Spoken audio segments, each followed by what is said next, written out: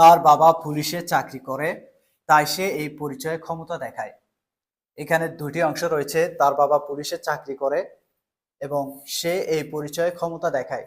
এই দুইটা বাক্যকে আমরা তাই কানেক্টরস দিয়ে অর্থাৎ সো দিয়ে কানেক্ট করেছি।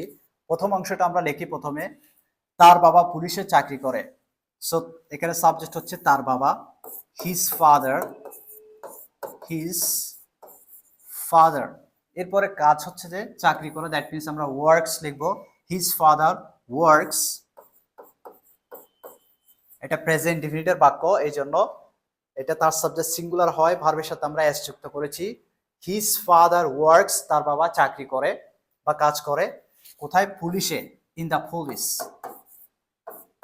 In the police. His father works in the police, তার বাবা পুলিশে চাকরি করে, তাই সে এই পরিচয়ে ক্ষমতা দেখায়। সো তাই সে এই পরিচয়ে ক্ষমতা দেখায়। এখানে সাবজেক্ট হচ্ছে সে, সে দ্যাট মিনস হি। দেখায়, দেখায় that means shows of, show, shows of কি দেখায়?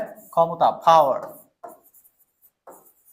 ওকে, so he shows of power, সে ক্ষমতা দেখায়।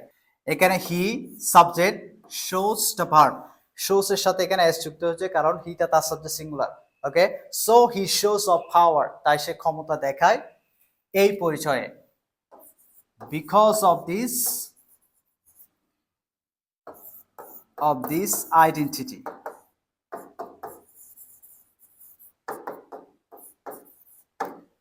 বিকজ অফ দিস আইডেন্টিটি অর্থাৎ এই পরিচয়ে, এই পরিচয়ের কারণে সে ক্ষমতা দেখায়। তাহলে আমরা পুরো বাক্যটা একটু পড়ি।